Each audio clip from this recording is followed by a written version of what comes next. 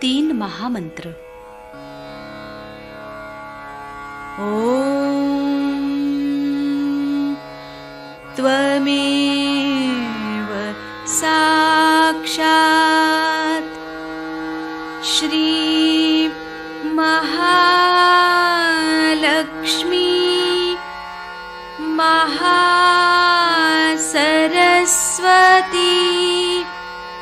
महाकाली त्रिगुणात्मिका कुंडलिनी साक्षात् श्री आदिशक्ति माताजी श्री निर्मला देव्यै नमो नमः। ॐ त्वमेव साक्षात्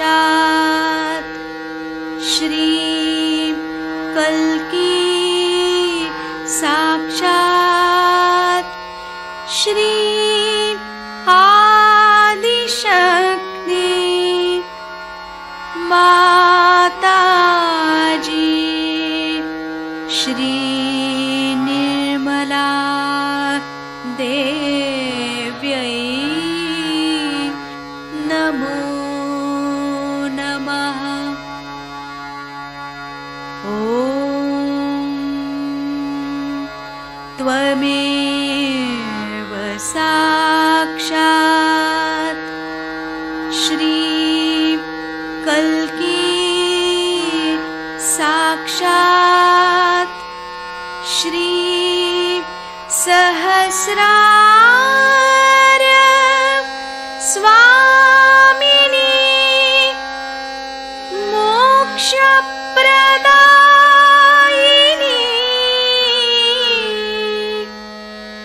माताजी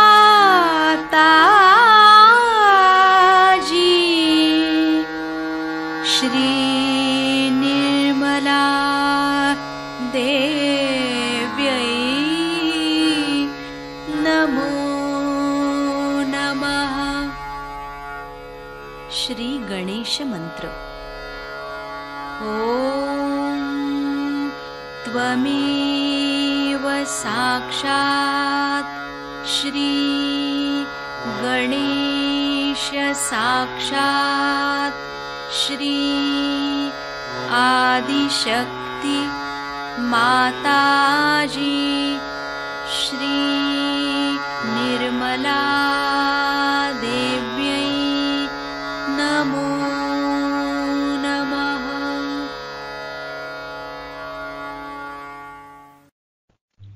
जय श्री माता जी।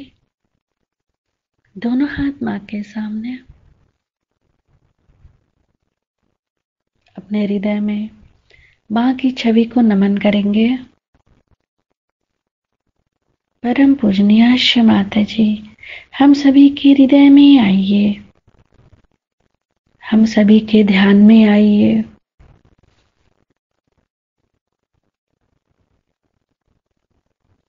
अपने आंखों में, अपने हृदय में माँ की छवि को स्थिर करेंगे।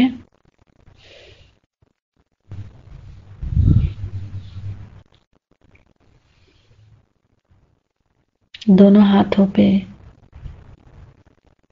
माता जी हमें सुबह के ध्यान में अवस्था दीजिए।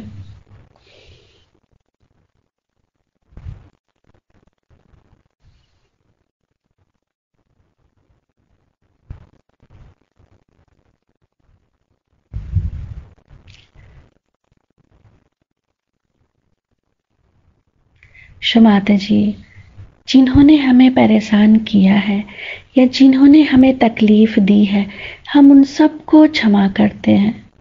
हमारे कारण यदि किसी को भी कष्ट पहुंचा हो, हम हृदय से क्षमा मांगते हैं।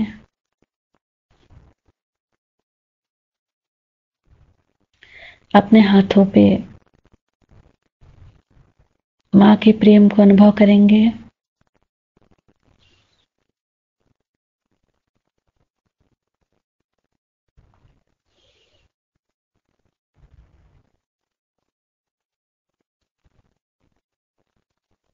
अपने तीनों नाड़ियों को देखेंगे बारी बारी।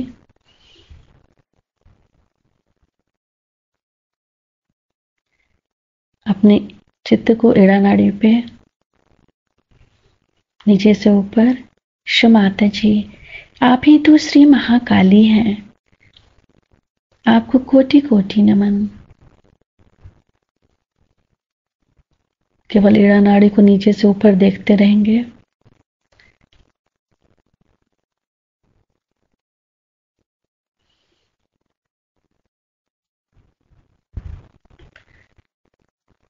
फिर पिंगला नाड़ी को देखेंगे। माता जी, आप ही तो श्री महासरस्वती भी हैं, आपको कोटि कोटि नमन। पिंगला नाड़ी को नीचे से ऊपर देखेंगे।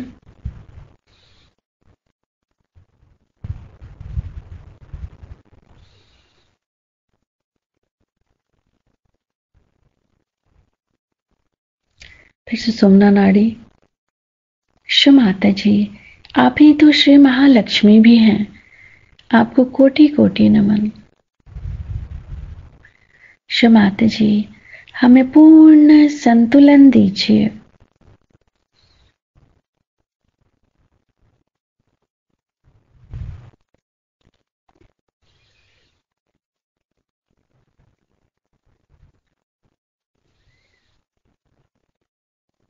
अपने चित्त को सेंटर स्वादिष्ठान। माता जी, आप ही तो श्री ब्रह्मदेव सरस्वती भी हैं, हमारे स्वादिष्ठान में जागृत हो जाइए। सेंटर स्वादिष्ठान पे चित्त रखते हुए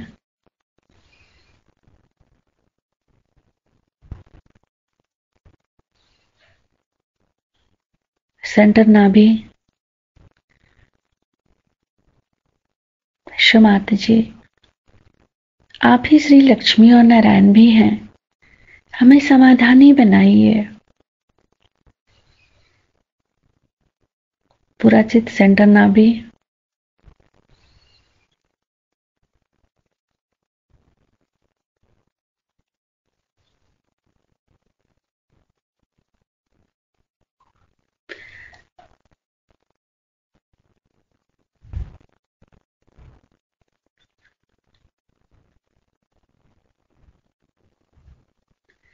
अपने राइट नाभि पे माँ के श्री चरण कमलों को फील करेंगे, देखेंगे वहां। माता जी, अपने श्री चरणों की शीतलता हमारे लीवर पे प्रदान कीजिए। थोड़ी देर के लिए अपने राइट नाभि पे माँ के श्री चरण कमलों को देखते रहेंगे।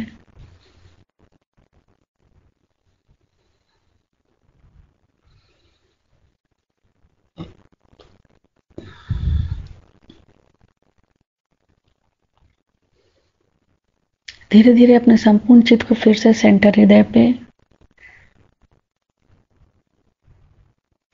माता जी, आप ही तो श्री जगदम्बा हैं, हमारे हृदय में जागृत हो जाइए।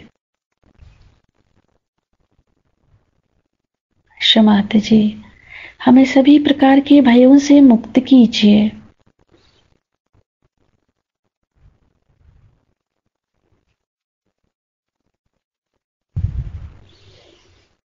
फ्रंट आज्ञा।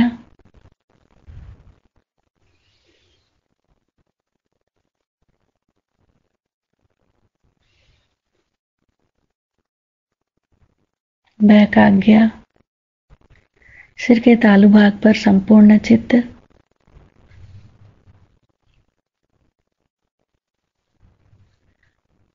माता जी, हमें थोड़ी देर के लिए निर्विचारिता देकर हमें हमारा आध्यात्मिक उत्थान दीजिए। निर्विचारिता मंत्र ओम त्वमेव साक्षात् श्री निर्विचारिता साक्षात् श्री आदि शक्ति माताजी श्री निर्मला देव्यै नमो नमः। इसका मतलब और 68 गुरु उनको जोड़ने पड़ेंगे भैया, तब जाके तुम पार हो गए, क्योंकि बाकी का कौन खाएगा, उसकी दुकान कहाँ है, क्योंकि इन्होंने तो अपना माल खा लिया। और किसी के पास रिकमेंड तो नहीं कर, जैसे डॉक्टर लोग होते हैं ना, किसी के पास आप जाइए कि साहब मेरी आंख खराब हो गई, अच्छा पहले दांत एग्जामिन कर फिर वो सारे वहां दांत निकाल दिए आपने, फिर उन्होंने कहा कि तुम्हारी आंख का एग्जामिन कराओ, आंख आप फोड़ा है, सब कर लिया, बाद में पता हुआ कि आपके कुछ हुआ है।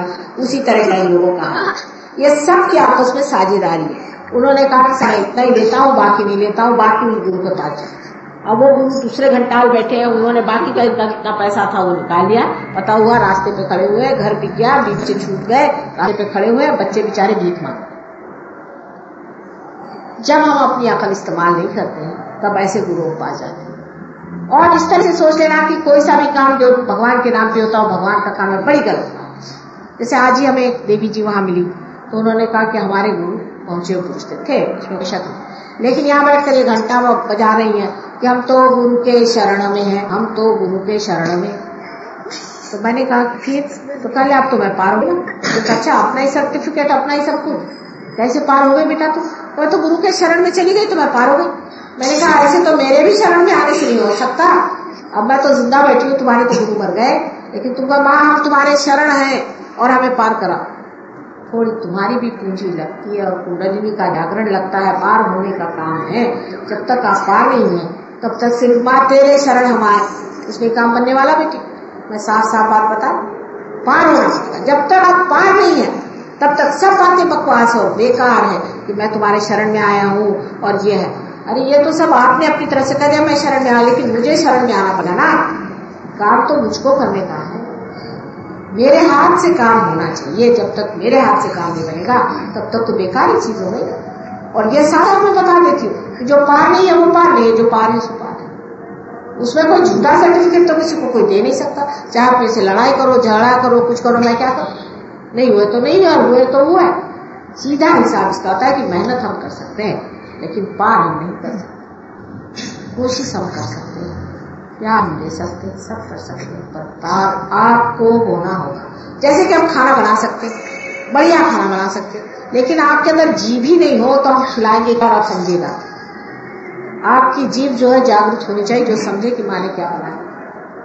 खाना तो आप ही को, क्योंकि मैं आपके लिए खाना भी खा लूं, ये समझ लेना चाहिए। तो तत्व एक ही है कि जो आपको गुरु सिर्फ परमात्मा से ही मिलाता है, जो परम में उतारता है वही गुरु है, और बाकी कोई भी गुरु नहीं। सब अंधे हैं और अंधा अंधे को कहाँ ले जा रहा है भगवान। ऐसे शरणागति से पूछ, शरणागति तो सिर्फ पार होने के बाद ही शुरू हो सकती है, उससे पहले की शरणागति कुछ नहीं। आप लिखा होगा कि पार किए बगैर मैं पैर पे किसी को लेना नहीं चाहता, क्योंकि क्या आप जब पार ही नहीं हुए तो मैं भी क्या करूं, पार तो होना पहले जरूर। हाँ ये जरूर है कि बहुत से लोग पैर पे आने पर ही पार हो जाते हैं, तो ठीक है, लेकिन कोई शरणागति की जरूरत नहीं है। शरणागत बाद में होना चाहिए। शरणागत जब आप होते हैं तब कम से कम शरण आने के लिए आत्मा तो होना चाहिए, प्रकाश तो होना चाहिए। बगैर प्रकाश आप मेरे भी पैर पे मत आए। पता नहीं, शायद मैं भी 420 108 क्या अगर मैं हूं तो आप कैसे जानिएगा कि है या नहीं? बेकार की बकवास भी कर रही होंगी तो आप कैसे जानिए?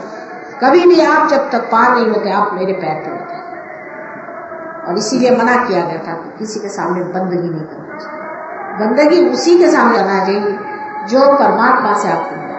जब तक वो घटना आपके अंदर घटित नहीं होती तब तक आप बिना तत्व के कोई चीज को मानना नहीं चाहिए। इसलिए जो हमारा सुरक्षा का तत्व है उसके बारे में मैंने आपको बताया है। कल बाकी के तत्वों के बारे में बताऊंगी। आज काफी लंबा चौड़ा भी बन गया है।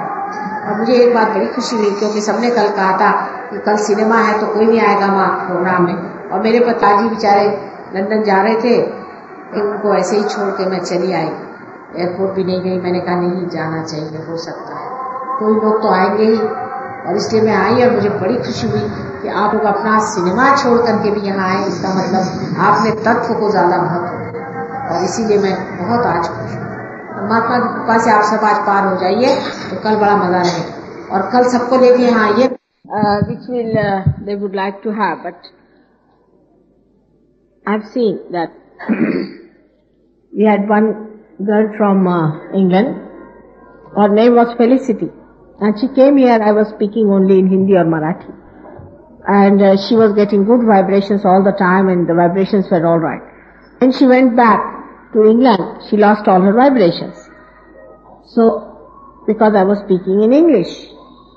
So, I said, what's the matter? And I analyzed it that when I'm speaking in English, Hindi or Marathi, it is a mantra. It's a thing that gives energy, no doubt. But when I speak in English language, especially, say, the people who understand English are sort of, they start thinking about it and their ego starts working it out. And when ego starts working it out, you know what happens. And that's why the vibrations were much poorer. And if you want, I will speak it. If you want me to speak in English, I will. I don't mind. But the problem is this, that the more I'll speak in English, the worse it would be for vibrations. So I would like all of you to tell me what should I do.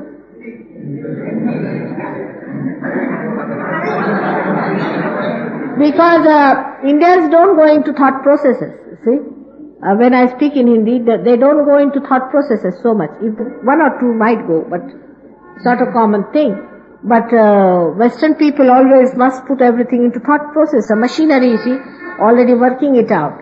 So, if you allow me, it would be better if I speak in Hindi today. Is it alright? And just try to hear it from your Sahasrara. And you'll be amazed that all your chakras can be opened out. Just don't try to understand it. That's the best, because it is, the thought comes afterwards. The bijas, the seed of the thought is the first, the primal. And whether this language or that language or any language, the seed is the same. You see, the cup is different, but the seed is the same. And the effect of the cup should not be there. It is the effect of the content of the cup, which is important. And once you just try the content, you should not bother about it. So what you should care for is the content and not the glass or the cup in which it is being delivered. And for the people who are more worried about the cup always, it is better that they don't know the cup. They better have it, the content. It will help you. You will see that. You just think from that angle. Actually, this is a very common thing. And Christine, who was also from London, she never felt such force in England. But when she came to India, and when she was moving about with me, and I was mostly speaking in Hindi or Marathi, and she's in another world now, and she's very good. So I think it also keeps your ego a little bit down. See, ego is too much in English-speaking countries, that you know very well. The English language itself is very ego-oriented, I think, and it keeps your ego down. Like the other day we were coming by plane, and one of the air hostess, she just announced that those who are going further to Nepal, please consult the people down. She had to say down below. She missed the below part. And everybody started laughing at her and making fun of her as if she was the greatest fool ever born. You see? But now this air hostess must be knowing at least 3 or 4 languages, plus languages of this country. While the people who are supposed to be English speaking only know English, nothing more. And the French think knowing of their own language, so they don't know any other language but French. So it is important to understand that when we have an ego-oriented personality, it is better not to listen to words, but better to have the contents without the words there. It's a better idea. It will work out better. So again, I hope by my speech I have not again given a push to your egos by any chance. Try to keep it down. And see that this ego business, which is our enemy, absolutely it is our enemy, that we have acquired through our different systems, we know that. And so we must try to keep it down as much as we can. and you'll enjoy the Hindi speech. All right? अब आप लोगों की तारीफ तो मैंने बहुत खोल के कर दी, लेकिन असलियत ये है या नहीं ये तो जानने की बात है कि हमारे यहाँ भी अहंकार कुछ कम नहीं है मनुष्य में, लेकिन बेकार की चीज का हमें अहंकार हो जाता है। और वो इस तरह की बेकार की चीजें हैं कि उसके बारे में हम लोग जानते हुए भी कि महाबेवकूफी हम उसे करते रहते। सहज योग जो है आपको सत्य के दर्शन कराता है। सत्य जो है, था और रहेगा, उसके मामले में कोई आप कॉम्प्रोमाइज नहीं कर सकते कि आप कहें कि चलिए माँ ऐसा ही क्यों नहीं कह देते आप जिससे काम बन जाए, इस तरह से बोल दीजिए तो अच्छा रहेगा, उस तरह से कह दीजिए तो अच्छा रहेगा। ऐसी कोई बात सत्य में नहीं। जो है सो है, वो इसी तरह से रहेगी। और अगर आप सत्य को नहीं मानना चाहेंगे तो उसका आपको भोग उठाना पड़ेगा। माने ये नहीं कि सत्य आपको हानि देता है, लेकिन सत्य को अगर आप छोड़ दे तो आप असत्य पे उतर आए, और जब असत्य पे उतर आए तो असत्य तो हानिकारक है, वो आपको तकलीफ देगा।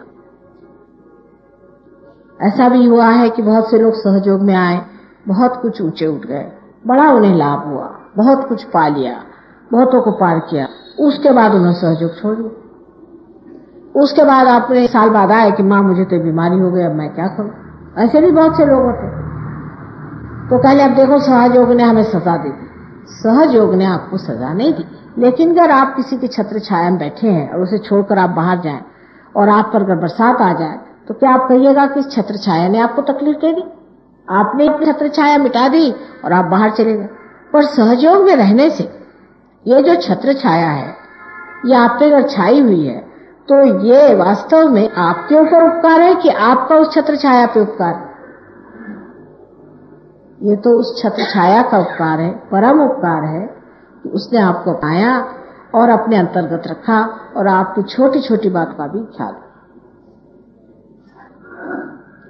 सहयोग में जो बहुत सी बातें मिलती हैं उसमें से जैसे मैंने आपसे बताया था कि लक्ष्मी का भी प्रसाद आपको मिलता है, और लक्ष्मी जी का प्रसाद होता है वो भी मैंने आपसे बताया कि नाभि चक्र श्री लक्ष्मी विराजती है, उनकी शक्ति विराजती है। और लक्ष्मी जी कैसी है का भी वर्णन मैंने आपसे बताया। लक्ष्मी जी जो है उसमें और पैसे वाले में महद अंतर होता है। लक्ष्मी जी कमल पर खड़ी हैं, उनके हाथ में कमल है और एक हाथ देने वाला, एक हाथ आश्रय है। कमल पे जो खड़ी होगी उस लक्ष्मी जी देखने में तो काफी भरी भक्कम दिखाई देती है। कभी आपने लक्ष्मी जी को एकदम ऐसे नहीं देखा हो जैसे आजकल की ब्यूटी क्वींस होती है, लेकिन उनकी तंदुरुस्ती काफी अच्छी होती है क्योंकि उनको अपने अंदर बहुत कुछ ज्यादा पानी का समावेश, उनका जन्म ही पानी से हुआ ना। जिसका जन्म पानी से है उसके अंदर तो पानी बहुत होना पड़ता है, उसकी भी वजह होती है। अगर उनके अंदर पानी हो तो इतने जो चक्र चलाने पड़ते हैं, उसके लिए बफर, उसके लिए रुकावट, उसके लिए एक बीच में बचाव और कुछ नहीं रह जाता। इसलिए पानी बॉडी में होना बहुत जरूरी होता है और इस वजह से भरभक्कम होती है। और तो भी वो कमल पे खड़ी, माने उनकी वो तबीयत से इस कदर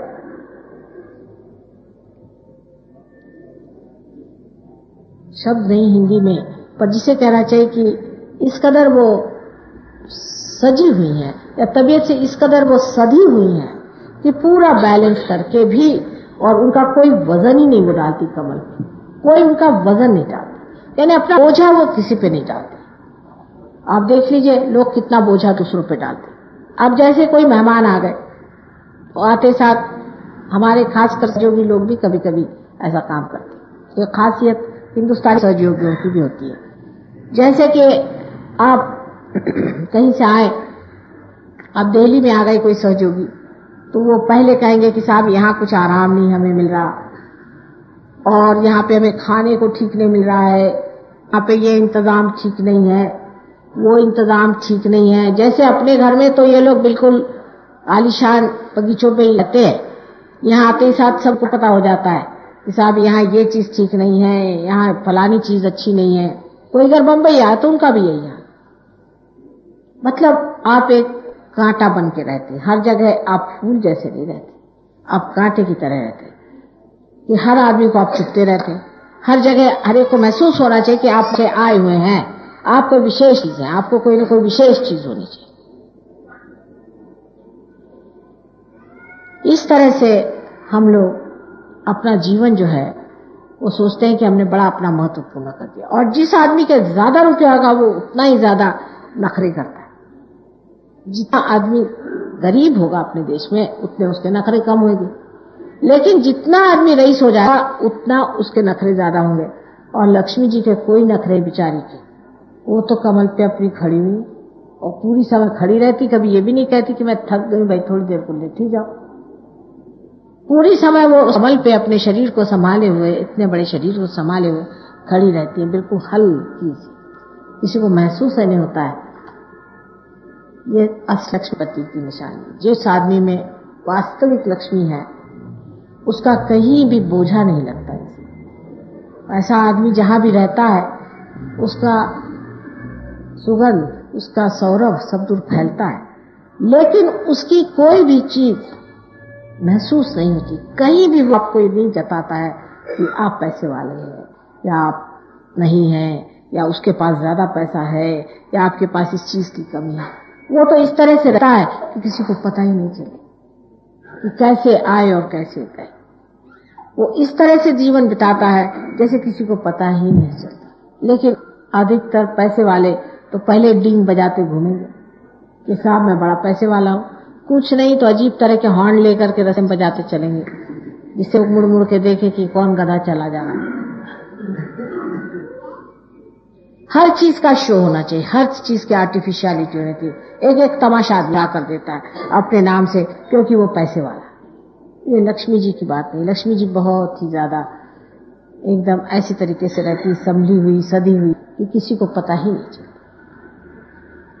फिर एक हाथ से उनका दान होना चाहिए, वो दान भी किसी को पता नहीं होना चाहिए कि दान हो रहा है। जस्ट बह रहा है, तो जा रहा है, दे रहा है, लेने का सवाल नहीं। और दूसरे हाथ से आश्रय होना चाहिए। जो उनके आश्रित है वो सब आशीर्वादित होने चाहिए, नहीं बजाय इसके कि बहुत से अपने नौकरों को मारते हैं, पीटते हैं, ये करते हैं। नहीं, आश्रित माने उनको पूरी तरह से, जो लक्ष्मी जी के आश्रित होते हैं उनको पूरी तरह से वरद हस्त होता है, पूरा वरदान देते रहते हैं। और उनके दोनों हाथ में कमल होते हैं। कमल गुलाबी रंग के होते हैं और गुलाबी रंग के कमल में ये द्योतक है कि वो प्रेम की निशानी। गुलाबी रंग जो है उनके प्यार और प्रीत की निशानी है। वो अपने बिल्कुल ही नाजुक पंखुड़ियों में भंवरे जैसा कांटे वाला प्राणी होता है, उसे भी स्थान देती है। कहीं से भी चला है उसे रहने के लिए इंतजाम रहता है, हर समय उसके लिए इंतजाम रहता है।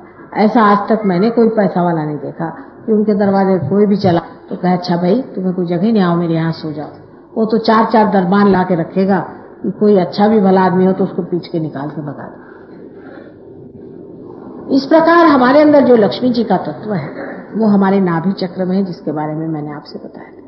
जैसा वो है वैसा ही है, उस तत्व को हम बदल नहीं सकते। बाहर का सब कुछ आप बदल दीजिए, लेकिन उसका तत्व जो है वो वही बना।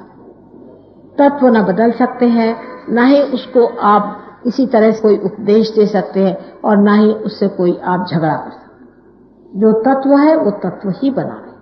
अगर आपको तत्व पर रहना है और आपको अपने साथ ही ईमानदारी बितानी है तो आपको जानना चाहिए कि सत्य जो है वो सत्य ही रहेगा, आप उसको बदल नहीं सकते। अब बहुत से लोग कहते हैं क्या हुआ माता जी, हमारा पैसा ब्लैक का है तो क्या हुआ, हमने बड़ी बड़ी यहाँ पर इमारतें बनाई हैं गरीबों के लिए और हमने बहुत से मंदिर बना डाले। सो बात यह है कि गरीबों के लिए मंदिर बनाना ये परमात्मा का काम नहीं, ये मनुष्य का काम है। क्या फायदा मंदिर बना बना करके भी क्या फायदा हो रहा है, सो दिखाई दे रहा है आपको। वहां 4 आदमी लगा दीजिए, तो जो आएगा उससे जो नोच खसोट होगा वो लेगा और उसे खाएगा और कहेगा कि साहब मैं पूजा करा। मंदिरों में भी ब्राह्मण होना चाहिए। ब्राह्मण माने जिसे ब्रह्म को जाना, जिसका दूसरा जन्म हो गया, जो पार हो गया वही ब्राह्मण होता है। आजकल कौन से मंदिर में ऐसा ब्राह्मण बैठा है, उल्टे सब मुझे तो राक्षस ही नजर आते हैं। जहां जाती है सारे राक्षस के नमूने, दानव बिल्कुल। जहाँ जाइए वहां नोच खसोट, मार पीट, लालच, हर तरह की गंदी और नीच अधम बातें करना, इसके सिवा और कोई काम नहीं आता। ये किसी तरह से भी ब्राह्मण नहीं। असली ब्राह्मण ये होता है जो कि रियलाइज हो, उसी को ब्राह्मण कहना चाहिए, विजय हो, जिसका जन्म दूसरे बार हो। अब ब्राह्मणों के लिए चुनौती है, अगर वो चाहते हैं कि ब्राह्मणों का उत्थान हो तो उन्हें जाकर के बताए कि देखो तुम ब्राह्मणों का नाम बदनाम करो, तुम ब्राह्मण नहीं, तुम ब्राह्मण हो ही नहीं सकते। जो ब्राह्मण वही होता है वो जो परमात्मा के ब्रह्म तत्व को पा गया है, जिसके अंदर से ब्रह्म तत्व बह रहा है, वही स्वयं ब्राह्मण होता है। और नहीं तो इस तरह से सारी जाति का बड़ा भारी उपमर्द हो जाएगा और सारी जाति ही बदनाम हो जाएगी। अब इस तत्व को जानने के लिए कि लक्ष्मी तत्व में हम क्या गलतियां करती हैं, मैं थोड़ा सा आपको समझा। लक्ष्मी तत्व जो है, इसके चारों तरफ धर्म का तत्व फैला हुआ है और युद्ध का तत्व 10 गुरुओं से हमें मिला हुआ है।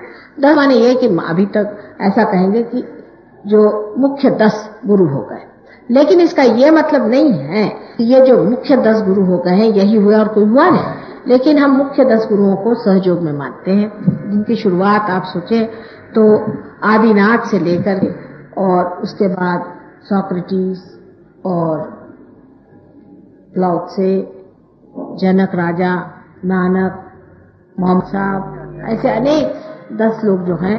उसके अलावा भी बहुत से लोग हैं जो कि हम मानते हैं कि अंशावतार हो चुके। जोरास्टर, ये लोग के सब एक ही गुरु तत्व के अवतरण, एक ही के। अब इसमें एक याद रखना चाहिए कि लक्ष्मी तत्व में हम कैसी गड़बड़ी करते हैं। ये बहुत जरूरी है कि अपने देश में लक्ष्मी क्यों नहीं। बहुत लोग मुझसे पूछते हैं कि आपके देश में रामचंद्र जो वाइब्रेशंस छोड़े, उन्होंने वाइब्रेशंस छोड़े और आपके यहाँ लक्ष्मी तत्व क्यों नहीं। उसकी वजह आप पहली वजह यह है, जहां भी आपने भूत विद्या, प्रेत विद्या, श्मशान विद्या और तांत्रिक विद्या, इसमें से कोई सी भी विद्या अगर आपने चलाई तो वहां से जो है लक्ष्मी जी चली जाती, एकदम लक्ष्मी जी चली जाएगी।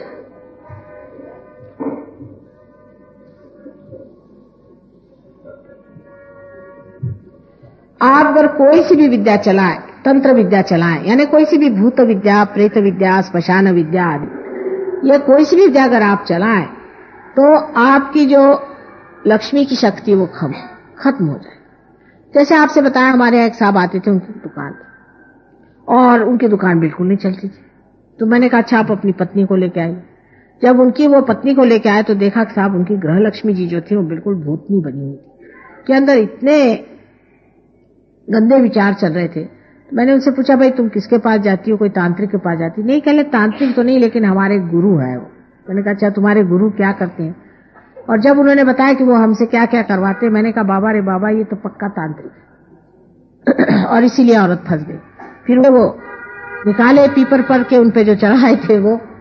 उसके बाद उस आदमी की इतनी उन्नति हो गई कि उसको खुद आश्चर्य होगा कि जो लोग भी हमारे दुकान पे नहीं आते थे वो लोग आने लगे और लक्ष्मी जी इस तरह से आने लगे। अब अपने देश में देखिए कहां कहां गरीबी है ज्यादा। केरला में बहुत ज्यादा गरीबी। मैं केरला में गई थी, मुझे बड़ा आश्चर्य हुआ कि केरला में लोग सारे मुर्दे जो है घर के पास ही गाड़ते हैं, घर के साथ जहां मरते हैं वहीं गाड़ देते हैं। दूर जाने की जरूरत क्या है, वहीं गाड़ दिया, चलो काम खत्म। नहीं आवाज आ रही? हाँ अच्छा,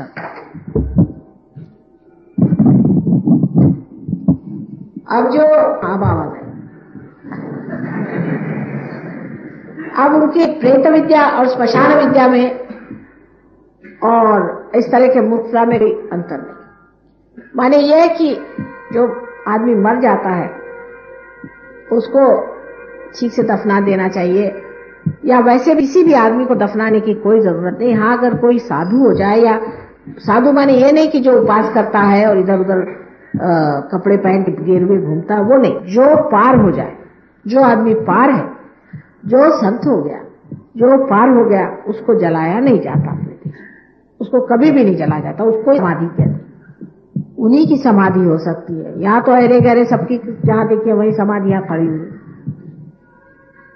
और जब कोई आदमी ऐसा मरता है जो पार नहीं है, तो उसको बेहतर है कि जला ही देना चाहिए, जिससे उसके अंदर की सारी बाधाएं निकल जाती है और वो सब तरह से एक बार फिर से जन्म लेता है, उसकी पूरी स्वच्छता हो जाती है। क्योंकि आप जानते हैं आंख की विशेषता ये है कि वो कंचन को भी माने सोने को भी एकदम खरा कर दे, इसलिए ऐसे आदमी को जला ही देना चाहिए। एक सीधा हिसाब है, लेकिन लोग उसको घड़ी में गाड़ देते हैं। वहां जब हम वहां देहात में गए तो मैंने कहा यहाँ कहाँ भूत के पास ले आए, सारी स्मशान नगरी तो बिल्कुल स्मशान है। वो कहा कि कैसे? मैंने कहा यहाँ सारे तो मर्दे गड़े दिखाई दे रहे मुझे। उनसे पूछा कल, हाँ यहाँ कम से कम 2 साल से यही चल रहा। मैंने कहा क्या तुम लोग सब घर में ही गाड़ते?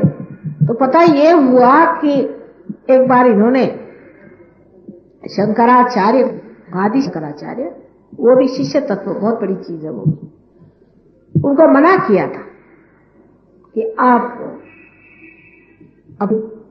अपनी माँ को जला नहीं सकते, माँ को आप जला नहीं सकते।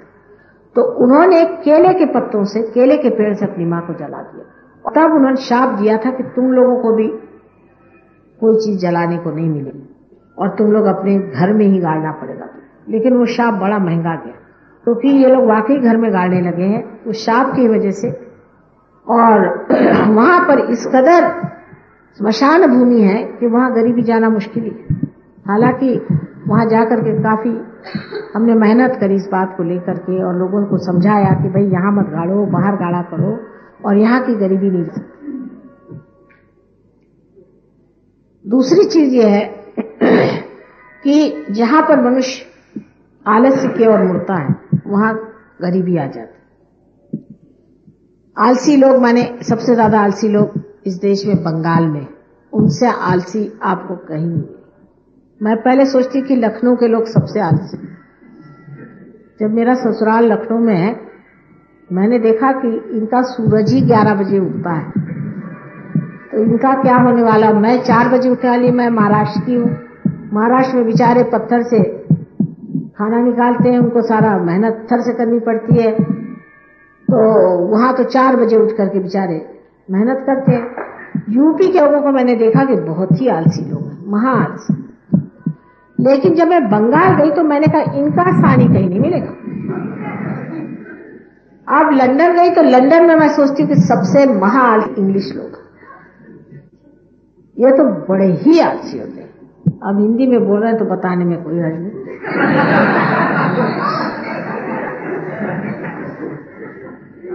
आप विश्वास नहीं करेंगे कि ये लोग रात में ही मुंह धोकर सोते हैं, और वहां ऐसे लोग होते हैं, वहां पर ऐसे भी लोग हैं जिन्होंने 1-1 साल नहाया नहीं। मुसलमान तो जुम्मे के जुम्मे नहा ही लेते हैं, ये उनसे भी बढ़ 1-1 साल।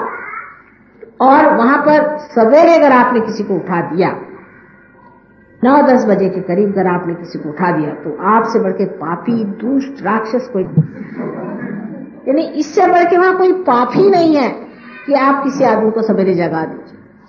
और 10 बजे मतलब 12 बजे से पहले उठना उनके लिए बड़ी मुश्किल चीज है। पर आप नौकरी में करते क्या, तो जैसे बिस्तर में सोते हैं वैसे उठे, उन्होंने अपनी वो चढ़ाई जीन और दफ्तर, वहां जाकर बाथरूम जाना वगैरह सब वहां। नहाने से तो कोई मतलब ही नहीं है आपको,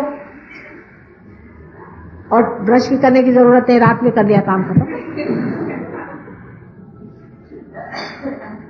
और हिंदुस्तानियों का उल्टा हाल है कि वहां पर भी रोज सवेरे नहाएंगे और उसी ठंड में निकल जाएंगे और उसके बाद उनको कैंसर हो जाए।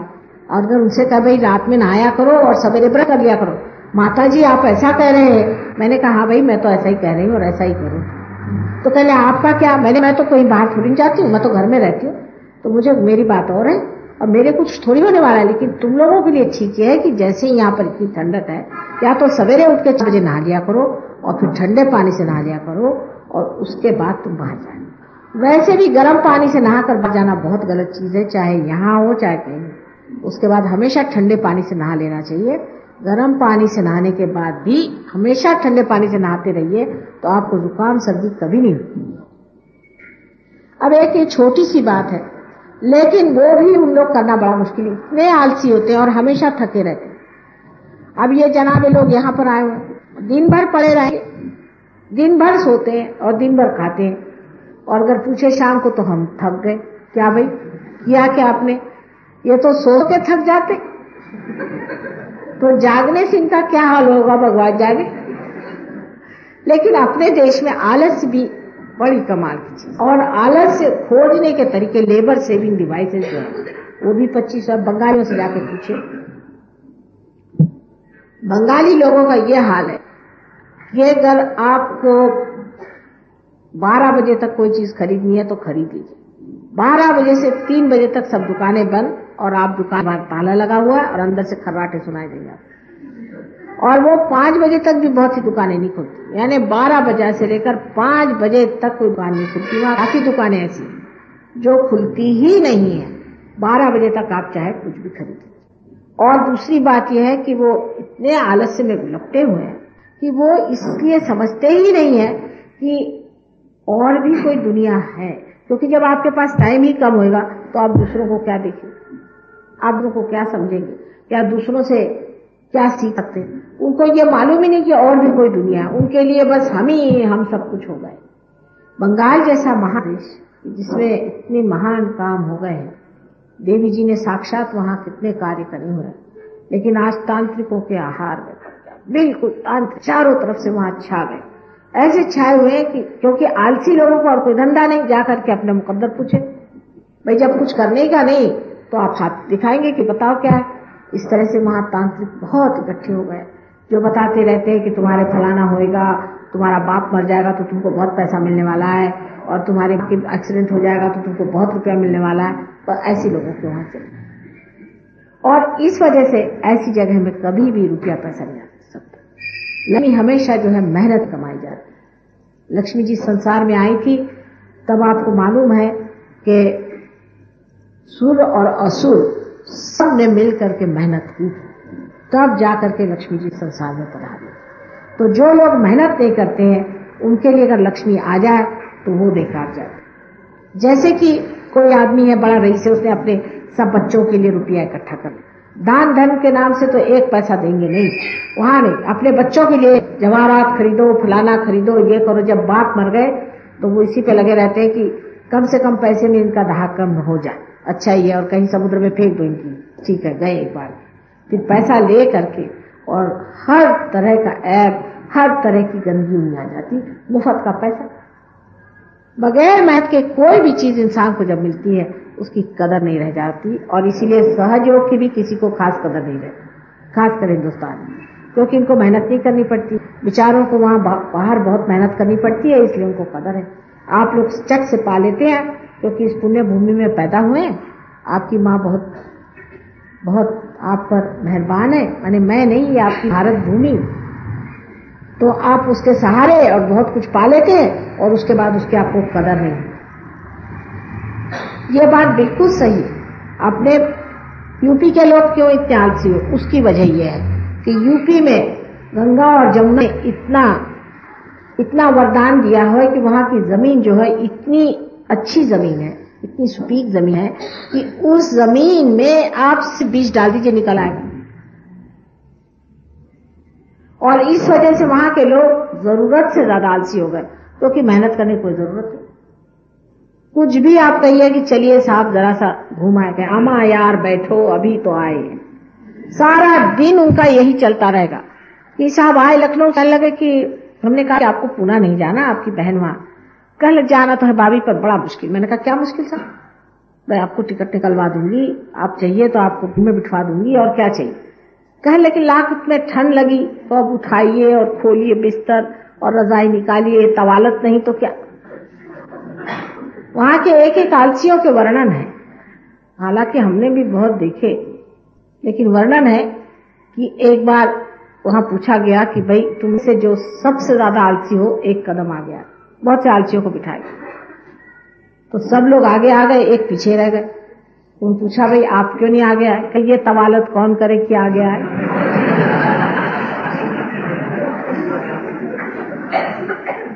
और इस आलस्य के वजह से ही ये जो घर का जो राजकारण है ये शुरू हो जाता है। इसलिए सबसे ज्यादा राजकारणी जो है ये यूपी वाले, इनसे बढ़ के और कोई राजकारणी नहीं। आप देख लीजिए मैं जो बात कह रही हूं सच है या नहीं। आप किसी भी यूपी वालों से जब बात करिए तो समझ लीजिए इसमें राजकारण जरूर चलेगा। हाँ सहयोगी है दूसरी बात। अब वो राजकारण ऐसे चलेगा, इधर से उधर बात कह दी और आप बैठे रह गए। उन्होंने हमारे ये कहा, कहले हाँ भाई हमसे तो यही कह रहे थे, और जाके आपका उनसे दुश्मनी हो गई, हो गया झगड़ा और ग्रुपबाजी हो गई। उसकी वजह ये टाइम बहुत है, आपको कोई मेहनत करने की नहीं, मुफ्त में आपकी माँ दे रही है, आप खा रहे हैं पी रहे, जिसके पास बहुत टाइम होता वो ये करता। और इसके मामले में इतने यूपी वाले सतर्क हैं और उनको इतनी इस मामले में घमंड है कि आपको आश्चर्य होगा कि उनको अपने गरीबी का तो ख्याल ही नहीं। हमारे एक सर्वेंट साहब यूपी के थे, बड़े गंदे थे और बर्तन गंदगी से मानक मद्रास के साहब आए। तो मैंने कहा देखो तुम इतने गंदे हो, अब सब मद्रासी लोग यहाँ नौकर हो जाएंगे और तुम लोग सब नौकरी से निकल जाओगे, तुमको मेहनत करनी चाहिए। तो कह ले कि देखिए हम तो मेहनत क्या करेंगे, इन्हीं को नौकर बनाइए, अब तो हम राज करने वाले। उन्होंने कहा वाह भाई वाह, सभी लोग ये राज कर रहे। ये जो दिमागी जमा खर्च है ये बहुत ज्यादा वहां हो जाता है जहां हर चीज आसानी से मिल जाती है और जहां मेहनत करनी पड़ती है। पंजाब भी अच्छी भूमि है, लेकिन वहां हर समय बाहर से आफत बनी रही, हर समय पंजाब में बाहर लोग छाते रहे, ये लोग मेहनत। जो मनुष्य मेहनत नहीं करेगा, वहां अगर लक्ष्मी जी रह जाए तो जो कहिए सो। ऐसे ऐसे हमने खानदान देखे हैं कि जिनके यहाँ अशर्फियां भरी पड़ी रहती थी और लोग जैसे पेट्रोल पीते हैं उस तरह से एक लकड़ी से गिना करते थे कि कितने इंच अब बचा हुआ है। और आज ये हालत है कि आप पूरा पेट्रोल लीजिए तो सिवाय धूल के वहां कुछ। बड़े खानदान इस तरह से मिट गए, आलसीपना। सहयोग के लिए आलस जो है उसका दुश्मन है। कोई भी सहयोगी के लिए आलस, I am saying that for सहयोग laziness is the worst enemy. इसलिए कहा कि ये भी समझ लें। और जब आप आलस्य में पड़ेंगे तो आपकी नाभि पकड़। अब मैंने आपसे बताया है कि नाभि चक्र को ठीक करने के लिए मनुष्य में चुस्ती होनी चाहिए। सवेरे जल्दी उठना चाहिए और सवेरे जो कुछ भी सहयोग में कार्य करना है उसे करके और उसके बाद अपने कार्य में भी तत्पर रहना चाहिए। सहयोग इतनी बातें सिखाता है, इतनी बातें सिखाता है कि आपको आश्चर्य होगा। हमारे लंदन में ऐसे लोग थे कि जिनको सवेरे उठना मुश्किल था, अब बराबर 4 बजे उठ के नल पे नहा करके और ध्यान में बैठे। उनको खुद आश्चर्य है। तो मैंने पूछा कि कैसे बात कर ले माँ, आप सवेरे हमको 4 बजे जगा देती हैं, सब काम आप जगा देती और हम जग जाते। जब तक अपने देश में ये चुस्ती नहीं आएगी, हमारा देश गरीबी से, चिल्लाने चीखने से और भीख मांगने से कभी नहीं जाएगा। भीख मांगना तो सबसे बुरी चीज। मैं कहती हूँ इससे अच्छा है कि देश भूखा नंगा मर जाए, पर दूसरों के आगे हाथ फैलाने की क्या जरूरत है आप लोग। इससे बचे मैं कहती हूँ मलिन और गलित चीज कोई नहीं। इससे अच्छा है कि हम लोग मर जाएं, वही ठीक है, बजाय इसके कि आप जाकर के दूसरों देशों से भीख मांगते। आपके देश में किसी चीज की कमी नहीं, किसी भी चीज की आपके देश में कमी नहीं। आप देखिए तो दूसरे देशों में जाने पे मुझे तो लगता है इनके पास सिवाय प्लास्टिक के और है क्या। जरा से एक साहब आए, कह ले साहब हमारे घर पे चलिए, बहुत जरूरी हमारे पास एक इंडियन ऑथेंटिक चीज रखी है। का पता नहीं क्या बला है। अब गए 50 मील हमें ड्राइव करके दे और दिखाए क्या कि वो अपने मुरादाबादी सुराही उनके घर में रखी। हमारे लड़कियों ने कहा मम्मी क्या इन्होंने तो मार डाला, बोल। कहले क्या करें क्या करें। नहीं, मैंने कहा बहुत आपको अप्रिशिएट कर रहे हैं कि आप ये मुरादाबाद की सुराही लेके चले आए। कहले ऑथेंटिक है बिल्कुल। मैंने कहा अच्छा क्या ऑथेंटिक। कहले ये तो इतने साल पुरानी है। मुझे उनकी बात याद आ गई। अपने प्रेमचंद जी ने बड़ी अच्छी कहानी लिखा थी अकबरी लोटा पर, वही मुझे नजर आई कि ये आदमी 50 मील हमें दौड़ा के ले गया दिखाने के लिए मुरादाबाद की सुराही, क्योंकि इनके यहाँ पीतल जो है सोने के भाव बिकता। इनके यहाँ कॉटन का कपड़ा अगर कोई पहन ले तो राजा हो जाए। किसी ने कॉटन हैंडमेड, अरे बाप रे बाप, ये क्या। हमारे यहाँ तो लोग कहते हैं कि बाजार की खरीदी हुई चीज ज्यादा अच्छी, रेडीमेड महंगा मिलता है, उनको विश्वास नहीं होता। अपने यहाँ अगर कॉटन का कपड़ा, हम कहते हैं हमें कॉटन इतना मिलता है, तो कहले अच्छा क्या इतना कॉटन मिलता है, तो आप बहुत रही से। हमने कहा तो हम तो है ही, लेकिन हम लोग सोचते हैं कि हमारे पास ट्रांजिस्टर नहीं इसलिए हम गरीब हैं। कहले बेवकूफ है वहां के लोग। बिल्कुल सरासर बेवकूफ है। अरे जिसके पास सब चीजें मौजूद है और वो ऐसी फालतू की चीजों के लिए दौड़े, उसे क्या कहना चाहिए। जैसे हम जर्मनी गए थे तो वहां हमसे सबने कहा कि भाई जर्मनी बड़ा अच्छा स्टेनलेस स्टील मिलता है, एक एक पीस जरूर लाना। बहुत साल पहले की बात बता रहे, कोई 65 साल पहले। 65। तो हमने कहा जो हमारे साथ देवी जी थी कि भाई हमें कुछ स्टेनलेस स्टील खरीदना। उसने कहा क्या कहा आपने, स्टेनलेस स्टील? मैंने कहा कहले ऐसे तो आप आलिशान लगते, स्टेनलेस स्टील क्यों खरीद रहे? तो कहा भाई हमारे रिश्तेदारों को बड़ा शौक है स्टेनलेस स्टील। कहले मैंने सुना कि आपके तो लोग पीतल में खाते हैं। मैंने कहा बाकायदा पीतल में खाते हैं। तो कहले भैया गंदा वाला स्टेनलेस स्टील किसके लिए ले जा रही है? हमारे यहाँ तो भिखारी लोग खाते हैं स्टेनलेस स्टील में। अपने यहाँ अगर कोई रईस हो गया तो स्टेनलेस स्टील में बड़ी शान से रखा, जैसे कि पता नहीं क्या चीज रख दी। हम लोगों के मूल्य इतने खराब हो चुके हैं कि बेकार में ही हम गरीब हैं। अरे गरीबी है कहाँ? ये मेरी बनिए आप हिंदुस्तान में आइए, साहब खाना खिला खिला करके आपको बीमार कर दे, 2 दिन के अंदर ना आपको बीमार कर दे तो जो खाइए। मैं तो परेशान हूँ। मैं कहती भाई मैं माता जी हूँ, इनके जैसा मैं भी उपास शुरू करती हूँ, लेकिन मैं सबसे कहती उपास नहीं करो तो मेरे ऊपर बात आ जाएगी। नहीं तो वाकई मैं अगर किसी को उपास करना चाहिए तो वो मुझे, क्योंकि मेरी सब लोग जान लिए रहते ये खाओ वो खाओ, मुंह में मार, जैसे वो नया दूल्हा आता है उसके मुंह में भरा जाता है, ऐसे मेरा हाल कौन कहेगा? इस घर में गरीबी है। अभी ये जो फॉरेन है ये कहते भैया सवेरे इतना खाते, दिन में इतना खाते, शाम को इतना खाते, यहाँ तो हमें नहीं दिखाई देता कहीं गरीबी। ऐसी कौन सी आफत आई? आप पीतल के थाल में खाए। इन लोग कहते हैं कि ये अभी हम ले गए इनको दिखाने, तो कह ले भाई देखो घर जो है आप जो भी आश्रम बनाना उसमें सीमेंट मत लगाना। इनके लिए सीमेंट जो है कचरा है, कचरे से भी बदतर जो आदमी बिल्कुल लेबर क्लास होगा वो सीमेंट में रहता है। लकड़ी का घर आलीशान चीज है और उससे भी अच्छा है कि घर कोई थैच प्रूफ जिसे कहते हैं ना, जिसे कहना चाहिए अपने यहाँ पुआल से जो छाया जाता है वो सबसे अच्छा। उसको देखते रह जाएंगे, अब वहाँ कहा कितना सुंदर बनाया, हाथ से बनाया हुआ है। हमारे मूल्य बदल चुके। अगर हमारे मूल्य ठीक हो तो हम जान लें कि हम कितने अमीर लोग और हम कितना भगवान ने हमें दिया हुआ है। भगवान की कृपा से अपने यहाँ 10 ग्लास एक चीज के पीने के लिए नहीं लगते। किसी के यहाँ भी कोई चीज में आपने देखा है कि घर में 10 तरह ग्लास है? इनके यहाँ तो विस्की पीने को अलग, ब्रांडी पीने को अलग, पानी पीने को अलग, जहर पीने को अलग, सब चीज को अलग ग्लास रखे। और अपने यहाँ एक ग्लास रहता लेकिन साफ सुथरा अच्छा बढ़िया बना हुआ पीतल का असल वाला। ये क्या फायदा कांच के ग्लास और कांच की सारी सभ्यता इनके अंदर है क्या जो आप लोग उनसे सीखना चाहते हैं?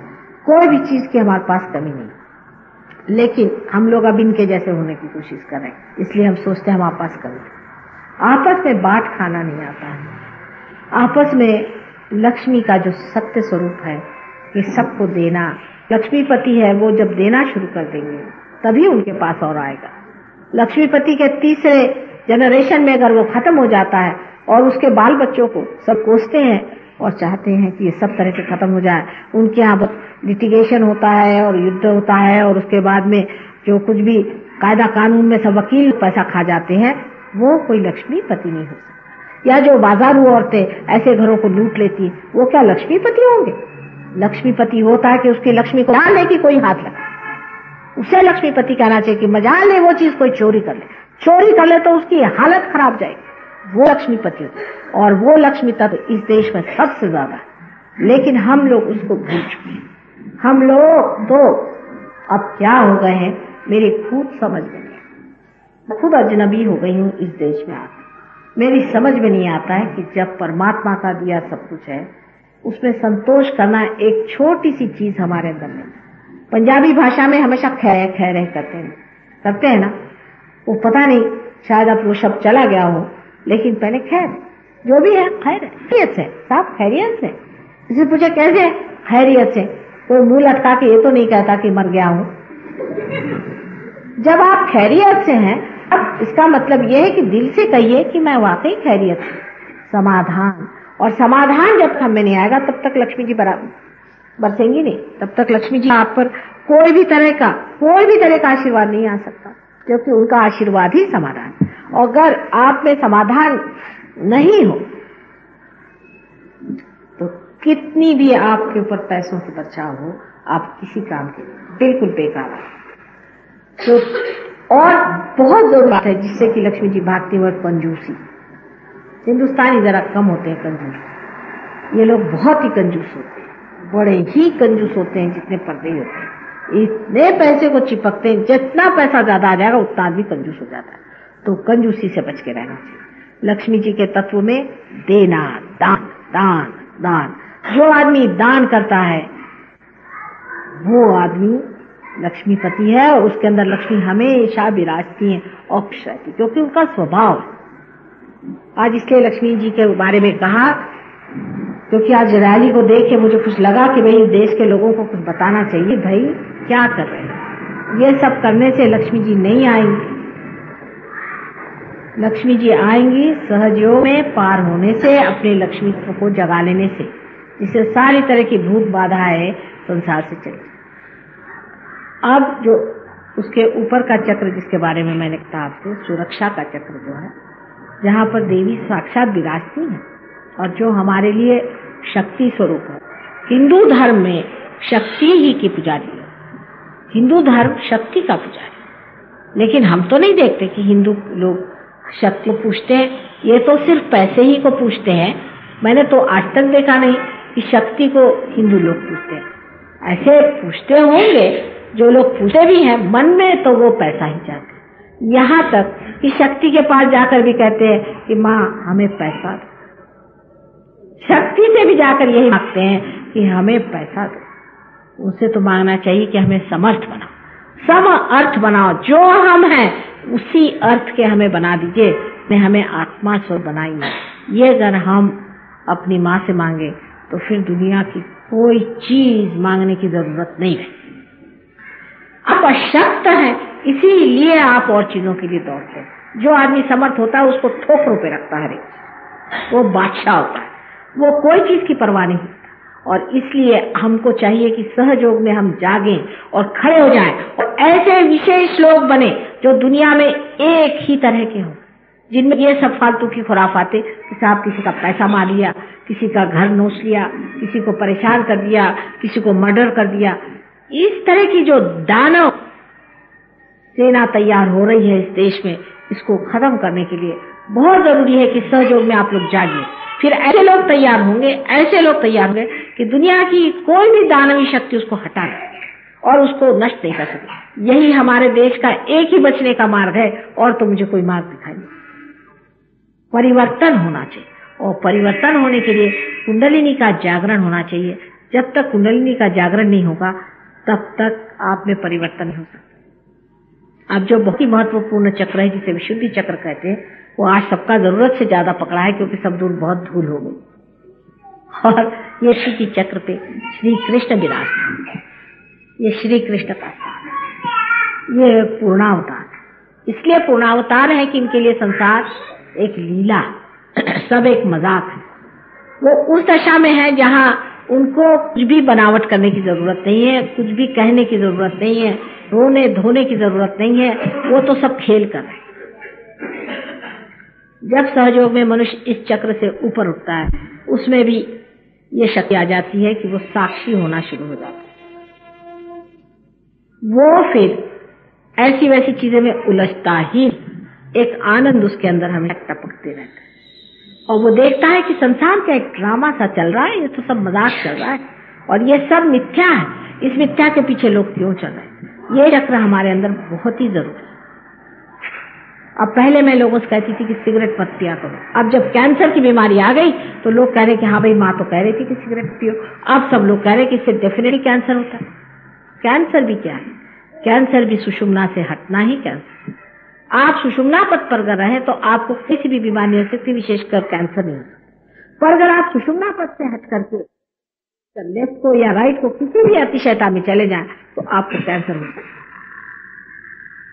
इसलिए बीचों बीच रहना है।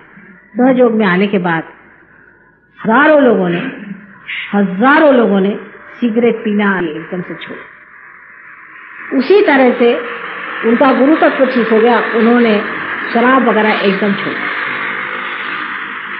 अब जो विशुद्धि चक्र है उसकी विशेषता यह है कि विशुद्धि चक्र जब हमने गर्दन उठाई और जब हम मनुष्य बन गए, तभी विशुद्धि चक्र पूरी तरह से प्रादुर्भावित हुआ है। उससे पहले इसका जो काम था वो पूरा नहीं हुआ था। और अब जो है 16 की कलाएं, श्री कृष्ण को 16 कला कहते हैं, और उसी तरह से 16 इसके सप्लेक्सस होते हैं।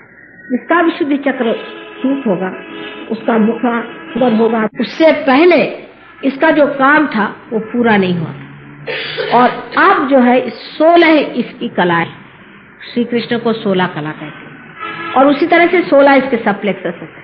जिसका विशुद्धि चक्र सूट होगा उसका मुख सुंदर होगा, तेजस्वी होगा, उसकी आंखें तेजस्वी होंगी, उसके नाक नक्श तेजस्वी होंगे और उसके अंदर एक तरह का बहुत ही ज्यादा डिटैच सा भाव हो जाए, जैसे कि ड्रामा देख। उस आदमी के मुख पे लगेगा कि एक ड्रामा चल रहा है, एक पल में वो नाराज होगा, दूसरे पल में हंसता रहेगा, बस उसकी अटखेलियां चलती रहेंगी। जिसका विशुद्धि चक्र खराब हो जाता है उसकी शक्ल खराब जाती है। पहली बार अजीब सा विद्रुप सी शक्ल हो जाती है, उसकी शक्ल में अजीब से भयानक सा उसका शक्ल दिखाई देने लगता है, कभी डरावना था, कभी डरा हुआ था।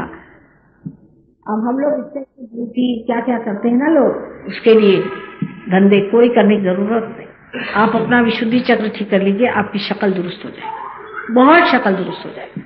और इसके अलावा जिसकी विशुद्धि चक्र की पकड़ हो जाती है उस आदमी का आवाज बहुत कर्कश या बिल्कुल धीमा या उसकी मधुरता वो खो पाएगा।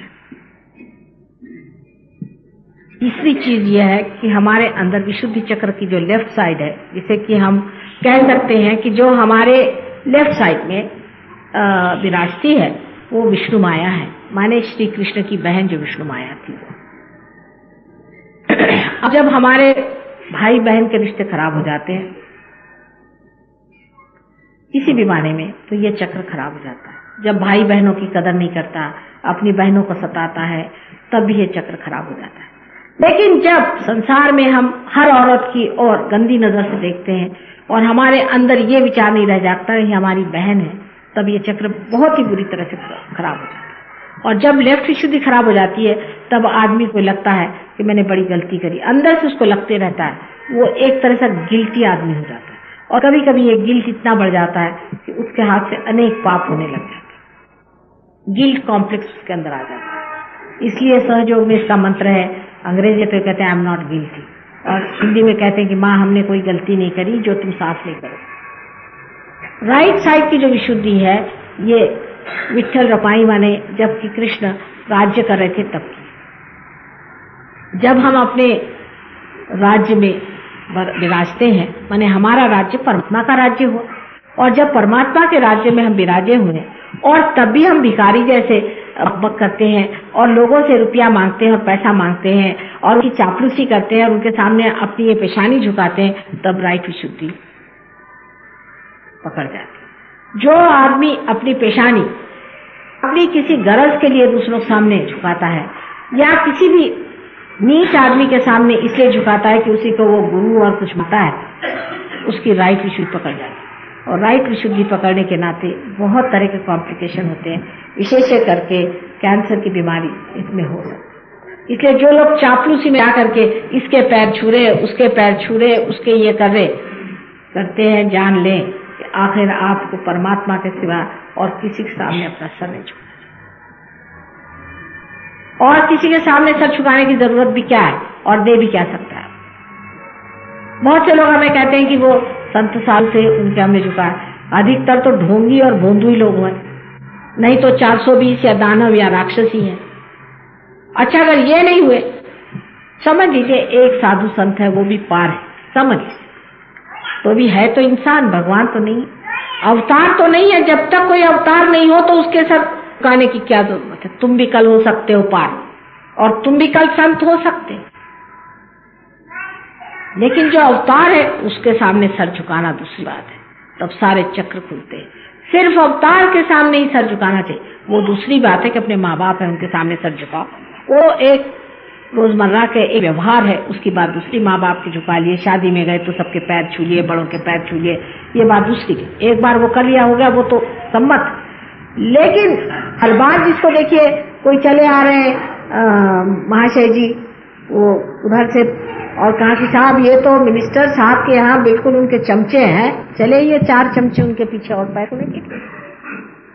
इस तरह की जिन लोगों की दुर्दशा होती है वो इस कदर दुख में पड़ जाते हैं और इतनी तकलीफें उठाते हैं कि मैं तो उन लोगों को ठीक करते करते तंगा, क्योंकि मनुष्य को अपनी इज्जत और अपनी शान के साथ ये चक्र जो है आपको शान दी कि आपने सर ऊपर उठाया। ये नहीं कि इसको हर जगह आप झुकाते फिरिए और अपने को नीचे गिरा फिरिए। आप बहुत बड़ी चीज है, भगवान ने आपको एक अमीबा से इंसान बनाया और जब आप इस हालत पे आ गए तो आपको जरूरी है कि आप इसकी इज्जत करें, अपनी इज्जत करें और अपनी जो शान है उसको समझें। दूसरी बात यह है कि बहुत से लोगों को यह भी है कि दूसरों से डरते रहते हैं। ये भी जो चक्र है इससे भी लेफ्ट की शुद्धि पकड़ सकते। जब आप किसी आदमी से डर जाएं, वास्तविक में आप बेकारी में डरे, तब आपकी लेफ्ट की शुद्धि पकड़ सकती है। विशुद्धि चक्र बहुत महत्वपूर्ण है और विशुद्धि चक्र के पकड़ने से अनेक तरह की बीमारियां आती है। बट सबसे खराब बात यह होती है कि आप पार भी हो जाते तो भी आपको वाइब्रेशंस नहीं आते, आपको महसूस नहीं होता। आपकी जितनी नर्व्स है, हाथ की मर जाती तो हाथ पे महसूस नहीं रहा और लोग कहते हैं कि माँ हमको अंदर तो महसूस हो रहा है पर हाथ में नहीं महसूस होता और इसलिए उनको परेशानी होती। सबसे जो बड़ी खराबी विशुद्धि ये है, अगर आपने गलत मंत्र कहे हैं, आपने अगर किसी भी ऐसे आदमी से मंत्र लिए हैं जो अनधिकार है, जिसने आपको झूठे मंत्र दिए हैं, इन सब से आपकी लेफ्ट की शुद्धि पकड़नी और इस लेफ्ट की शुद्धि का इलाज यही है कि उस मंत्र का जो है जागृत करा लें। अगर कोई मंत्र जागृत नहीं है तो उसको इतना ही नहीं। और मंत्र जागृत तभी होता है जब कोई रियलाइज सोल आपको मंत्र बताए और वो भी निदान करके बताए कि आपकी कहाँ तकलीफ है, कौन सी तकलीफ है, किस जगह में कौन सा मंत्र कहना है। अगर वो बराबर से आपको बता सके तो आप उस मंत्र को कहें तो आपको मंत्र सिद्धि हो सकती। सहयोग में आज ऐसे हजारों लोग हैं जिन्होंने मंत्र को सिद्ध कर, इतने मंत्र सिद्ध है उनके कि वो अगर अपनी जगह में भी बैठकर वो मंत्र कह दे तो उससे जो उनको काम करना है कर सकते। मैंने बुरे काम तो सहयोग में कर ही नहीं सकता, लेकिन अच्छे मंत्र कर सकते। ऐसे ऐसे लोग पहुंच गए सहयोग में। दिल्ली में नहीं है इतना, दिल्ली में कुछ लोग बहुत पहुंचे लेकिन इतने ज्यादा लोग नहीं, और बाकी ऐसे मैंने बहुत से लोग देखे जिन्होंने मंत्रों को एकदम सिद्ध कर लिया और उस सिद्धता के लिए मंत्र पे मेहनत करनी है, बैठ करके मंत्र करना पड़ते हैं, उस पर बोलना पड़ता है, अपने चक्रों पे ध्यान करना पड़ता है और उसकी सिद्धता हासिल करनी चाहिए। अगर किसी ने गणेश का मंत्र सिद्ध कर लिया है तो वो आदमी इतने कमाल कर सकता है जिसकी कोई हद नहीं। लेकिन अभी तक सहयोग में ऐसे बहुत थोड़े लोग हैं कि जो इस ओर ध्यान देते हैं और जिन्होंने भी ध्यान दिया। ऐसे मैंने बहुत से लोग देखे जिन्होंने मंत्र को इतने जल्दी सिद्ध कर लिया कि मुझे आश्चर्य होता है कि उनके एक ही मंत्र से कितना बड़ा कार्य होता है। इसलिए मैं आपसे कहती हूँ कि अपने विशुद्धि चक्र को आप स्वच्छ रखें। विशुद्धि चक्र जो है ये विराट, कृष्ण विराट स्वरूप, अंत में कृष्ण विराट हो रहा है। सारा जो एवोल्यूशन है ये सिर्फ विष्णु शक्ति से होता है। तो विष्णु बनते बनते आखिर विराट हो जाते हैं और विराट का स्थान ये है, ये विराट का स्थान है। इसलिए विशुद्धि चक्र को ठीक करने के लिए ये पेशानी आप किसी के सामने मत झुकाइए, ये विराट के सामने ही झुकनी चाहिए, क्योंकि आप विराट के अंग प्रत्यंग हो गए, अब आप पार हो गए। और खबरदार अगर आपने आपकी ये पेशानी किसी के सामने झुकाई है, अगर आपने किसी के सामने झुकाई है तो आप विराट को भूल गए। मोहम्मद साहब ने बहुत बड़ा मंत्र विराट का कहा है, अल्लाह अकबर। और ये मंत्र जो मोहम्मद साहब ने, वो साक्षात दत्तात्रेय थे और उन्होंने ये मंत्र कहा है, आप अल्लाह अकबर कहो। अकबर माने ग्रेट, माने विराट। ये उंगली विशुद्धि की है, दोनों उंगली कान में डाल करके आप अगर पीछे की तरफ गर्दन करके और अल्लाह अकबर कहे तो आपका विशुद्धि चक्र खुल जाता है। इसके अलावा और बहुत से आसन आदिक है, इसके मामले में मैं आपसे बता नहीं सकती आज, लेकिन अनेक तरीके ये ठीक हो सकता है और इसको ठीक रखना चाहिए। सबसे बड़ी बात है कि अपनी जबान से कोई सी भी कड़वी बात किसी से कहनी नहीं और किसी से भी चापलूसी करने की। अगर कोई सहयोग को नहीं मानता तो साफ कह देना चाहिए कि रहने दीजिए, आपके बस का नहीं, छोड़िए। ना किसी की चापलूसी करने की जरूरत है और ना ही किसी के सामने घिघियाने की जरूरत है और ना ही किसी से कठिन बात करने की जरूरत है। मानते हैं तो ठीक है, नहीं तो छोड़ दीजिए, बस काम बीचों बीच रहना। विशुद्धि चक्र के अनेक दोष हैं, उसके अनेक तरीके हैं, क्योंकि 16 है इसकी तो कलाएं हैं और 16,000 इसकी शक्ति है जो कृष्ण के साथ उनकी पत्नियां बनकर उनके समय में रहेगी। ये कोई कृष्ण के ऊपर अगर कोई कहे कि वो इस तरह के आदि थे तो बड़ा आश्चर्य होता कि जो योगेश्वरों के योगेश्वर, उनके प्रति उनको समझने के लिए आपको बहुत कुछ अभी सीखना पड़ेगा। वो स्वयं साक्षात योगेश्वर थे। ये उनकी 16,000 शक्तियां थी जिनको उन्होंने जन्म दिया था इस संसार में और फिर उनको ही उन्होंने तैयार करवाया और उनसे फिर उन्होंने विवाह किया, क्योंकि उनके पास सहयोगी तो थे नहीं। तो उन्होंने सोचा कि ठीक है, मैं अपनी शक्तियों को ही साकार स्वरूप में संसार में देता हूँ। और उन्होंने जो सबसे बड़ा कार्य किया है कि उन्होंने सहयोग की कृषि करी। उन्होंने इसे पूरी तरह से बीज को फैलाया। और ईसा मसीह ने बाद में आज्ञा चक्र में आकर कहा कि कुछ बीज इधर पड़ गए, कुछ बीज उधर पड़ गए, कोई बीज उधर पड़ गए।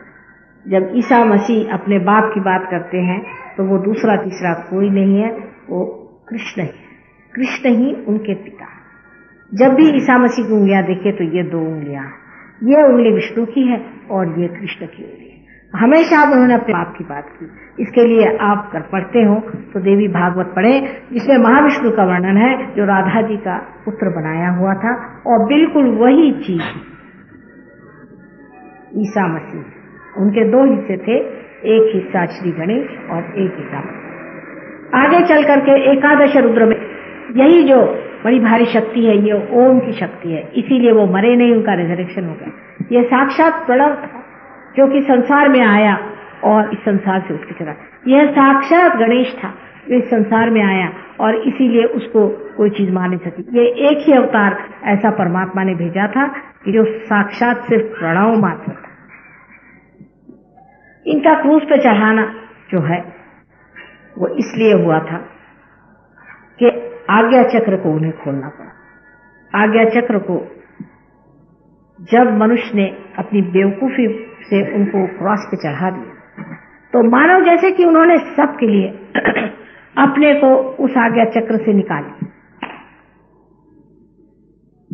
और उनका जो संदेश है वो क्रॉस नहीं है, उनका संदेश जो है उनका पुनरुत्थान।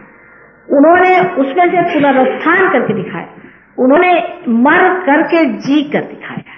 और वही सहयोग है कि जिसमें आप भी, सभी कंसेप्शन जो है इमैक्युलेट है, यानी आप भी जो माँ के हृदय गर्भ में आप आते हैं और वहां से माँ आपको ब्रह्मरंध्र से पैदा करती है। आप पहले हैं वो मर जाते हैं और एक नए हो जाते हैं। ईसा मसीह सबसे पहले इन्होंने ये करके दिखाया। वो सबसे बड़ा बेटा माँ का था और वो आपका सबसे बड़ा भाई था, इसने ये सबसे पहले इतना बड़ा काम करके दिखाया। और आज उसी बूते पर आप लोग भी कर रहे हैं। जो भी इनकारनेशन आते हैं वो अगुवाई करते हैं, एक स्टेप फॉरवर्ड जो होता है वो अगुवाई करते हैं। और उन्होंने ये बड़ा भारी महान कार्य करा। और आज्ञा चक्र पे जो आदमी पार हो गया है वो जानता है कि हमारा मंत्र उस पे सहयोग में लॉर्ड प्रेयर है। लॉर्ड प्रेयर से आज्ञा चक्र एकदम छूट जाता है, क्योंकि उसने कहा है जैसे हम अपने अपराधों की क्षमा करते हैं, अपराध जिन्होंने हमारे खिलाफ किए उनकी क्षमा करते हैं, उसी प्रकार हे प्रभु तुम हमारे अपराधों की क्षमा करो। यही मंत्र आज्ञा चक्र का है। आपको आश्चर्य हुआ और बहुत बार मैं आपसे कहती कि माफ कर दो, माफ कर दो, माफ कर दो, क्योंकि आपका आज्ञा पकड़ा है। अहंकार और प्रत्यहंकार दोनों के बीच इनका स्थान है, जहां पर कि पिट्यूटरी और पीनियल बॉडी इन दोनों को संभालती, उसके बीचों बीच एक बड़ा सूक्ष्म स्थान आज्ञा का है। और ये दोनों इस काम करते हैं और दोनों को ये संभालते चलन वलन करते। शुरुआत तो दोनों की विशुद्धि चक्र से होती है, पर इनका चलन वलन और संभालना और स्टीयरिंग जो है वो आज्ञा चक्र से होता है, जिस पर साक्षात महागणेश और महाभैरव बैठे हुए हैं। और जो सामने की तरफ यहाँ आज्ञा चक्र पे ये जो यहाँ पर ये ईसा मसीह का स्थान है। ईसा मसीह महाविष्णु है और उनके लिए कृष्ण ने कहा था कि मुझे जो जो चीज संसार में लोग अर्पण करेंगे उसमें से 16वां हिस्सा तुम्हारा रहेगा और तुम सारे संसार का आधार बन के आओगे और मेरे से भी ऊपर तुम्हारा स्थान रहेगा। हालांकि श्री कृष्ण का स्थान ये है विराट का, लेकिन यहाँ पर बीच में आज्ञा चक्र में दोनों जगह देखिए कि इस और इसके बीच में उन्होंने अपने बेटे को बिठाया। और राधा जी जो थी वही मेरी है, वही संसार में मेरी के रूप में आई थी और उन्होंने इस बेटे को लाया था। ये सारा खेल और नाटक इसलिए किया गया कि मनुष्य की मूर्खता वो समझ ले कि अपने अहंकार में, अपने ईगो में उन्होंने ईसा मसीह जैसे आदमी को जो कि साक्षात ब्रह्म स्वरूप थे उनको तक पहचाना। लेकिन अब ऐसा नहीं। ईसा मसीह ने कहा है कि मेरे खिलाफ चाहे आपने कुछ भी कहा हो उसकी मैं माफी कर दूं। और मेरे साथ आपने कोई भी ज्यादती की है उसकी मैं माफी कर दूं। लेकिन अगर होली घोस्ट माने आदि शक्ति के खिलाफ अगर किसी ने जरा सा भी कदम उठाया तो उसको मैं देख लूं। साफ साफ शब्दों में कहा, उसका पनिशमेंट जो है वो बहुत गहरा होगा। साफ साफ उन्होंने इन शब्दों में कह दिया है। अगर आप बाइबल पढ़े तो आप देख लें, इसका मतलब उन्होंने कह दिया कि होली घोस्ट संसार में आने वाले, और होली घोस्ट से ठंडी हवा आएगी, कूल ब्रीज आएगा, ये भी बाइबल में लिखा है। इसलिए ईसाई लोग मुझे जरा, मतलब हिंदुस्तान के नहीं लेकिन बाहर के, बहुत जल्दी मान जाते हैं क्योंकि ये पहचान है होली घोस्ट की, ये आदिशक्ति की पहचान। और किसी से भी ऐसी ठंडी हवा नहीं आती है जैसे कि होली घोस्ट से आती है, ये उसमें लिखा हुआ है। लेकिन सबसे तो आश्चर्य है, वहां एक विलियम ब्लेक नाम का आदमी, जो कि एक बहुत बड़ा कवि 100 साल पहले हो चुका है, उसने यहाँ तक लिख दिया है कि हमारा आश्रम कहाँ रहेगा, लैम्बेथ वेल आश्रम रहेगा, जहाँ रूइंस में फाउंडेशंस पड़ेंगे, जो सही बात है। और जहाँ मैं पहले लंदन में गई थी, जो जगह जहाँ मैं सरे हिल्स में रहती थी, वहां भी लिखा कि फर्स्ट बीकॉन्स विल बी लिट इन सरे हिल्स। और यहाँ तक लिखा है कि उनके जो प्यार के वाइब्रेशंस हैं वो सिन्यू जो है स्त्री के तरह हर जगह हर इस्तेमाल किया है। और इतनी बारीक चीज सहयोग की लिखी है। और सबसे बड़ी बात जो उन्होंने लिखी है वो ये कि सहयोग में लोग प्रॉफिट्स हो जाएंगे, माने प्रेषित होंगे, माने पार हो जाएंगे। जो भगवान के लोग हैं, मैन ऑफ गॉड, जो पार हो जाएंगे। और एक विशेष बात होगी कि ये लोग जो पार होंगे ये दूसरों को भी प्रॉफिट बनाएंगे। इसका सारा वर्णन उन्होंने दे दिया है। इसी तरह से बाइबल में भी जॉन के रेवलेशन में सहयोग के बारे में सब कुछ लिखा हुआ है। जो समझने वाले हैं उसे पार होने के बाद समझ सकते हैं। इस तरह की भविष्यवाणियां हर एक जगह हुई हैं। जो समझदार लोग हैं वो सब कुछ समझते हैं, लेकिन जो समझदार नहीं है उनके लिए काला अक्षर भैंस के सामने क्या होता है, वैसी ही बात है। उसी तरह की चीज है कि आदमी को समझ आने के लिए ही पार करना पड़ता है। जब तक आपके अंदर प्रकाश नहीं आया तो आप भी इस बात को नहीं समझ सकते। इसलिए पहले पार हो जाइए, तब आप समझेंगे और पूरी बात को आप जान लेंगे। पार हुए बगैर कोई भी बात करना व्यर्थ जाएगा। अच्छा, बहुत टाइम हो गया है, अब आप पार हो जाइए। हो ही गए सब लोग। आप please put your hands towards me. कौन से दिन होता है आपका सेंट यहाँ? पंत जी, ऐसे पिचकी जहाँ की जैसे बिल्कुल बच गई हो, जैसे सर से इतने ऊपर कर, कपड़े से इतने बीच में, इस तरह से हुआ। और जैसे ही फिर उसमें चाबी चलाई तो गाड़ी फिर चल पड़ी। वो कहने लगे कि सब लोग हैरान कि इतने नीचे गड्ढे में जो लोग जाके सब गिरे हैं, और उसमें 3 पुष्ट के लोग थे, सब खत्म हो जाते, कोई भी नहीं। ऐसे अनेक एक्सीडेंट किए होंगे। लेकिन 2 लोग यहाँ पर संडे को नहीं आएंगे या मंडे को नहीं आएंगे, उनके लिए माता जी नहीं है। पहले आप जबरदस्ती करके आइए, उसके बाद आप आ ही जाइएगा। जबरदस्ती रोने पर भी नहीं रोके, क्योंकि बात यह है शुरू में जरा सी आपको अपनी था लेनी पड़ती है। जब आप अपनी था पे जाते तो इतना मजा आता है कि और कोई बात ही नहीं अच्छी लगती। फिर तो आप जबरदस्ती ही यहाँ आया करेंगे। कोई कहेगा मंडे को नहीं तो आपको लगेगा अरे क्या खराबी हो गई, क्योंकि दुनिया ही और हो जाती। पर वो टाइम ऐसा होता है, उसके लिए थोड़ा अपने पे जबरदस्ती करनी पड़ती। वो कृपया अपने पे जबरदस्ती करें, सहयोग में आए, सबसे मिले, आशीर्वादित हो, आपस में बातचीत करें। ये सब आपके भाई बहन वास्तविक हैं और ये बताएंगे कि आपकी पकड़ कहाँ आ रही, इनकी पकड़ कहाँ आ रही, और ये सब आपको समझा दें। और अब आप प्रकाश हो गए हैं, आपके अंदर लाइट आ गई, आप भी दूसरों को दें। अपने भाई बहन, अपने रिश्तेदार, उनको बुलाइए, सबको बुलाइए। हमारे एक सहयोगी हैं मिस्टर प्रधान, उनके लड़के का, बड़े लड़के का लड़का मर गया। वो भी बड़ी बुरी तरह से एक टांकी पर गिर के मरा। तो उनसे लोगों ने कहा कि भाई माता जी ने कुछ नहीं किया इस लड़के के लिए। तो उन्होंने कहा कि साहब माता जी ने मेरा ठेका लिया है, इसका बाप कभी माता जी के पास नहीं गया और उस लड़का कभी नहीं गया। हालांकि वो मेरा ग्रैंडसन है, मेरे लिए बहुत दुख की बात है, लेकिन माता जी की बात मत कहो। मेरे सन ने तो कहा कि आप कुफी कर रहे हैं, आप कहाँ सहयोग में मरे जा रहे हैं, और ये लड़का तो कभी आता ही नहीं था, तो हंसता था माता जी। तो जब उन्होंने कभी उनका आश्रय ही नहीं लिया, आपने उनके लिए कुछ किया ही नहीं, तो आप क्यों चाहते कि उनका ठेका ले रखा हम हमारे सारे खाना का। और जबकि आज उनकी उम्र कोई 65 साल की है, 75 साल की है, और बड़े मेहनती आदमी है और बड़े शरीफ आदमी, और सहज के लिए बहुत किया। लेकिन देखिए, आप अपने रिश्तेदार खाने पे बुलाते हैं, इस पे बुलाते हैं, उनको कहना आप सहयोग की मेजबानी पर आइए। थोड़े दिन को भोजन के लिए बुलाना पड़ेगा, लेकिन भोजन के सिवा आएंगे नहीं। भोजन के बाद भजन और भजन के बाद पार। कुछ न कुछ ऐसे तरीके लगा करके इनको पार करना पड़ता है। आसान नहीं है, हाथ में जल्दी नहीं आने वाले। जैसे मछली को पकड़ते हैं ऐसे इन सहयोगियों को पकड़ना पड़ता है। इसलिए कोशिश करनी पड़ेगी। और तो भी बहुत से बेवकूफ छूट ही जाते हैं। इसलिए जो महाबेवकूफ है उनको छोड़ देना, उनको देखेंगे बाद में। लेकिन जो अक्लमंद है उनको समझाकर बुझाकर सहयोग में ले आओ। Raga Durga, please put your attention on heart. I think I don't have to say something about Raga Durga. The name is enough itself. Durga. Raga for the mother, which comes from your heart. Raga Durga.